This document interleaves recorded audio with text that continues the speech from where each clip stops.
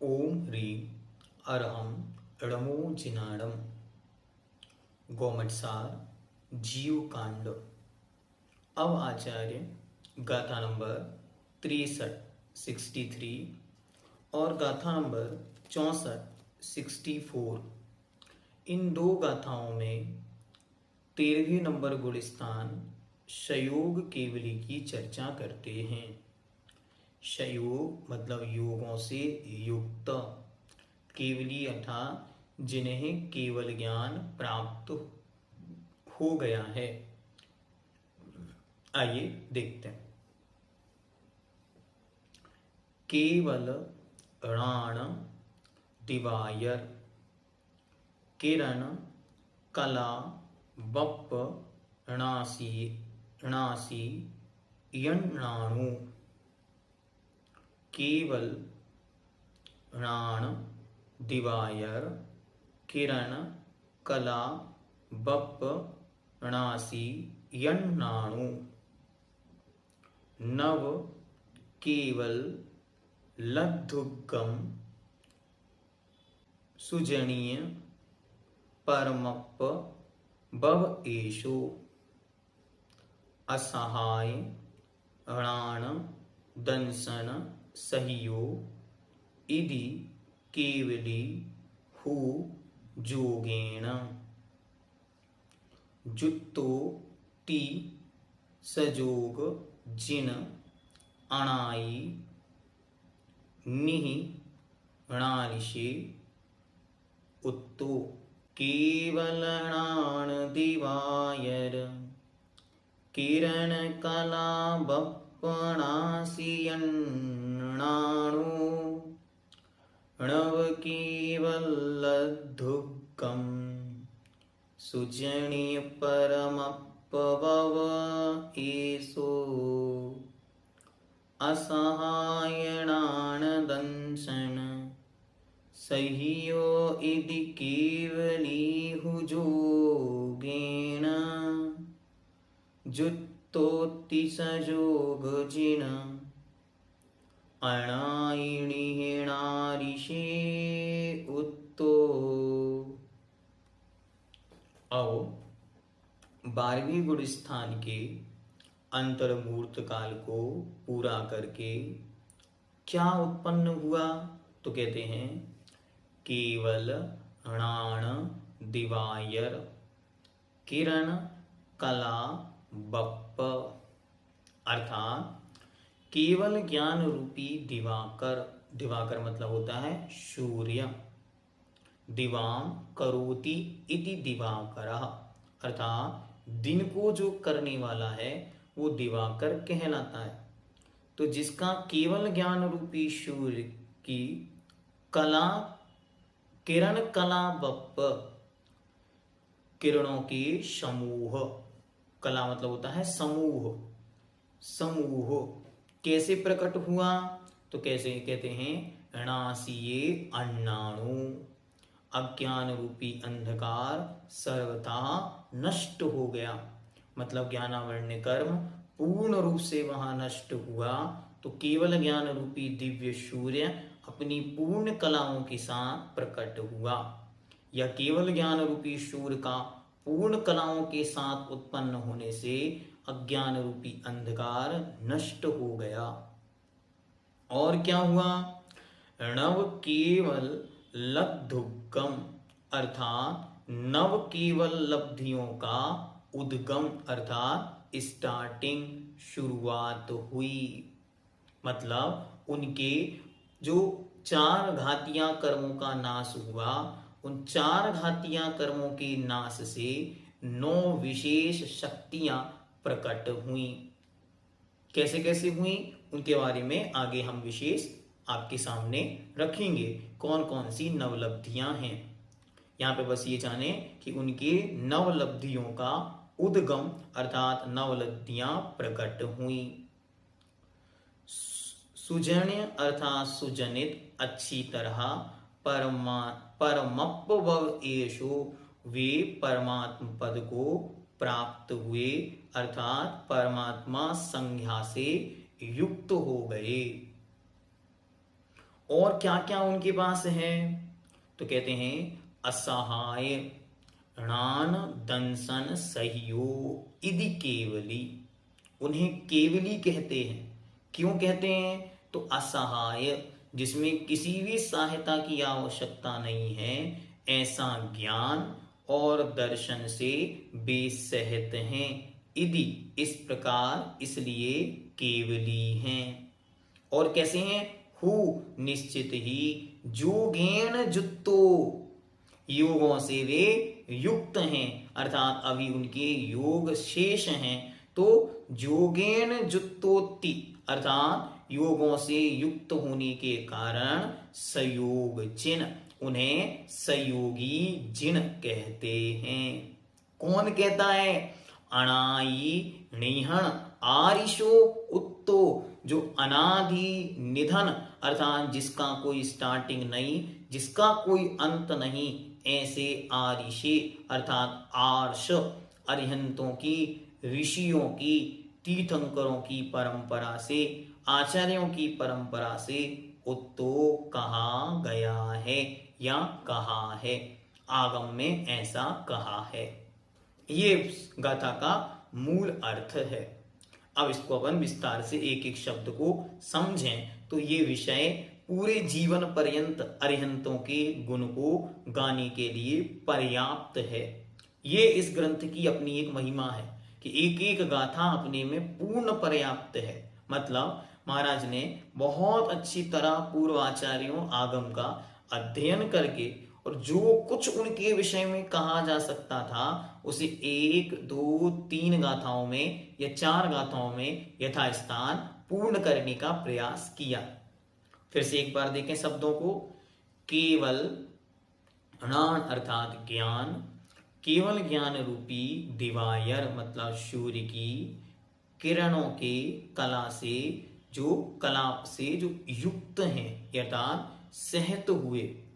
और क्या हुआ, तो कलाप से युक्त हैं जो प्रणासितः अज्ञानः, जिनका अज्ञान पूर्ण रूपेण नष्ट हो गया, या केवल ज्ञान रूपी दिव्य सूर्य के प्रकट होने से जिनका अज्ञान नष्ट हो गया।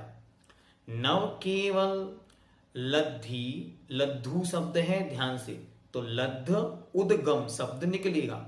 तो नव केवल लब्धियों का जहां प्रारंभ हुआ। सुजानिए अर्थात अच्छी तरह जान गई। क्या जानी गई, परमप्पव एषो, परमात्म संज्ञा को प्राप्त हुए। ये परमात्म संज्ञा क्या, वही जो अंतरात्मा बहिरात्मा थे उनमें से सबसे उत्कृष्ट संज्ञा परमात्म पद अर्थात उत्कृष्ट आत्म पद को प्राप्त हुए। अब कैसे हैं, असहाय, उन्हें अब किसी का सहारा नहीं चाहिए, ना ही इंद्रियों का, न मन का, न प्रकाश का, न सूर्य का, न दीपक का। इन सब से असहाय है जिनका ज्ञान और दर्शन। असहाय ज्ञान दर्शन से सहित होने के कारण उन्हें केवली कहते हैं। ध्यान से जीवन भर याद रखें इस शब्द को। केवली क्यों कहते हैं उन्हें, क्योंकि उन्हें अब किसी की सहायता की आवश्यकता नहीं है, वे केवल ही पर्याप्त हैं, अपने आप ही पर्याप्त हैं। अब ना उन्हें इंद्रियों की सहायता है, न मन की सहायता, न उजाले की सहायता, न सूर्य की सहायता, न दीपक की सहायता, न लाइट की सहायता, न हेलोजन की सहायता, न स्वधर्मिंद की सहायता, किन्हीं की सहायता की आवश्यकता नहीं। उनका ज्ञान और दर्शन असहाय हो गए हैं, सो वे केवली हैं। और जोगेन योगों से युक्त होने के कारण योगेन जुत्तोतीय कहलाते हैं। क्या कहलाते हैं, सजोग अर्थात योगों से युक्त। और वे जिण हैं, जिन्होंने सब कुछ जीत लिया है। सो सहयोगी जिन, तो क्या कहलाते हैं? सहयोग केवली जिन इस गुण स्थान का नाम बन गया। ये कहां से चला आ रहा है?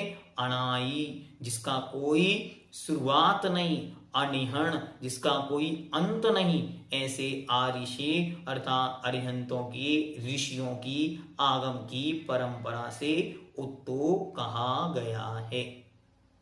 आइए विशेषार्थ देखते हैं। जिसका केवल ज्ञान रूपी सूर्य की अविभाग प्रतिच्छेद रूप किरणों के समूह उत्कृष्ट अनंतानंत प्रमाण अज्ञान अंधकार सर्वथा नष्ट हो गया हो, और जिनको नव केवल लब्धियों के, नव केवल लब्धियां कौन सी? तो जो उन्होंने अच्छी तरह 4 प्रकार के घातिया कर्म नष्ट किए, उनके नाश से विशेष गुण प्राप्त हुए। ज्ञानावरण से केवल ज्ञान, अनंत ज्ञान, छायक ज्ञान, ठीक। दर्शन के नष्ट, दर्शनावण्य के नष्ट होने से अनंत दर्शन, छायक दर्शन उनके प्राप्त हुआ। फिर उसके बाद मोहिनी कर्म के नष्ट होने से अनंत सम्यक्त्व या छायक सम्यक और छायक चारित्व प्राप्त हुआ, 4 ये। और अंतिम अंतराय कर्म के नाश होने से जो अनंत वीर्य और अनंत दान, अनंत लाभ, अनंत भोग और अनंत उपभोग रूप 5 लब्धियां, ये तो टोटल ऐसी उनके सामने प्रत्यक्ष रूप में 9 लब्धियां प्रकट हुई, जिन्हें छायक लब्धि भी कहते हैं, जिन्हें अनंत लब्धि भी कहते हैं। लब्धि शब्द का सामान्य अर्थ होता है योग्यता, तो विशिष्ट योग्यताएं उनके उत्पन्न हुई। विशेष बात यहां पर प्रसंग वसात आपको बता ला रहे हैं कि ये 9 चीजें प्रत्येक मनुष्य, प्रत्येक जीव के प्रति समय पाई जाती हैं। ध्यान से, ये 9 बातें प्रत्येक जीव के प्रति समय पाई जाती हैं, लेकिन ये क्षयोपशमिक होती हैं, और जब उन कर्मों का क्षय हो जाता है तो ये ही छायक या अनंत संज्ञा को प्राप्त हो जाती है। मतलब आप और हम में से हर जीव कहीं भी रहे, चाहे निगोद में रहे और चाहे कहीं भी रहे, कोई ना कोई 2 ज्ञान बने रहेंगे, मत ज्ञान, श्रुत ज्ञान। एक, चारों में से कोई एक दर्शन बना रहेगा नियम से, मिथ्यात्व या सम्यक्त्व नियम से बना रहेगा, ठीक। और 5 लब्धियां प्रत्येक जीव के प्रति समय बनी रहेंगी। दान, लाभ, भोग, उपभोग और वीर्य, ये सबके होते हैं। तो ये सबके हैं, इसलिए आप इनको देखोगे तो ये छायक भाव भी है, और यही आपके औदयिक भाव में भी लब्धियों को, छायोपशमिक भावों में भी लब्धियों को रखते। वहां भी लब्धियों की चर्चा है, 5 लब्धियां, और ज्ञान की भी है, अज्ञान की भी है, तो वहां आप अच्छी तरह फोकस करेंगे तो ये 9 आपको वहां भी मिल जाएंगे। तो ये पहले से तो थी, लेकिन जैसे ही कर्मों का नाश हुआ सो ये अनंत संज्ञा को छायोपशमिक से क्षय को प्राप्त हो गई, तो अब ये छायक भाव को मानी गई, उत्कृष्टता को प्राप्त हो गई। तो ये छायक सम्यक, चारित्र, ज्ञान, दर्शन, दान, लाभ, भोग, उपभोग और वीर्य प्रकट होने से परमात्मा यह व्यपदेश संज्ञा प्राप्त हो गया है। ये उनके परम आत्मा ऐसी संज्ञा प्राप्त हो गई, उत्कृष्ट आत्मा यह उनकी संज्ञा प्राप्त हो गई। वह इंद्रिय आलोक आदि की अपेक्षा ना रखने वाले ज्ञान दर्शन से युक्त होने के कारण केवली। ध्यान से, ये बहुत सुंदर परिभाषा है। यद्यपि याद हमको पहले से भी हो सकती है, लेकिन आगम के वचन हमारे सामने हैं। असहायणान दंसन सहियो इति केवली। केवली कौन है? अच्छी तरह जीवन पर्यंत याद रखना, जिनको किसी भी ज्ञान और दर्शन के लिए अन्य की आवश्यकता की, अन्य की सहायता की आवश्यकता नहीं है, न इंद्रियों की, न मन की, न आलोक अर्थात प्रकाश की कोई आवश्यकता नहीं है। और योग से युक्त होने के कारण संयोग है। जोगेन जुत्तोत्ति सयोग, तथा घाति कर्म से रहित होने के कारण जो जिन है। जयति इति जिनः कर्मान अरितीन जयति इति जिनः, जिन्होंने कर्म रूपी शत्रुओं को अच्छी तरह जीत लिया है, उनका नाम जिन है। सुघातिया कर्म नष्ट हुए, 63 प्रकृतियां नष्ट हो गईं, देखो हम और आप जितनी पूजाएं पाठ करते हैं सब में यही विशेषताओं का वर्णन है, इसलिए महाराज ने सारी विशेषताएं यहाँ पर रख दी। कर्मन की 63 प्रकृति नाश, ये पंक्ति वहां पर आ गई। फिर क्या कह रहे हैं आगे, ऐसा अनादि निधन आर्ष आगम में कहा है। आर्ष शब्द कैसे बनता है, ऋषि शब्द से आर्ष शब्द बनता है। तो आगम की जो परंपरा है, श्रवणों की जो परंपरा है, आचार्यों की जो परंपरा है, उससे जो प्राप्त आगम है, उसमें 13वीं गुण स्थानवर्ती केवली भगवान संयोग केवली की ऐसी संज्ञा या ऐसा लक्षण कहा गया है। अब भावार्थ देखते इसका। 12वें गुण स्थान का विनाश होते ही, 12वें गुण स्थान का समय पूरा होते ही जिनके 3 घातिया कर्म, हाँ ये पंक्ति ध्यान रखना जीवन पर्यंत, 3 घातिया कर्म का नाश हुआ। क्यों, जल्दी बताएगा, कौन बताएगा? हाँ नूतन जी बता रहे हैं कि मोहिनी कर्म का नाश तो कब हो गया था, 10वें गुण स्थान के अंत में हो गया था, तब तो 12वें में आए थे। बहुत सुंदर। और 3 का यहां नष्ट हुआ, किन किन का, तो ज्ञानावरणी, दर्शनावरणी और अंतराय। और साथ ही अघातिया कर्म की 16 प्रकृतियां, जिनमें 3 आयु, मनुष्य आयु को छोड़कर देवायु, नरकायु और त्रियंच आयु, और उसके साथ ही नाम कर्म की 13 प्रकृतियों का नाश हुआ। उसका वर्णन भी इन्होंने यहां पे दिया, एक बार देख लेते। नरक गति, नरक गत्यानुपूर्वी, त्रियक गति, त्रियक गत्यानुपूर्वी, विकलत्रय, उद्योत, आतप, एक इंद्रिय, साधारण, सूक्ष्म और स्थावर, ये 13 इस प्रकार कुल मिलाकर 63 प्रकृतियों का नाश हुआ, जिनका विनाश क्षय होने पर 13वां गुण स्थान प्रकट हुआ करता है। तो कर्मन की 63 प्रकृति नाशी, ये आप अच्छी तरह याद कर लो।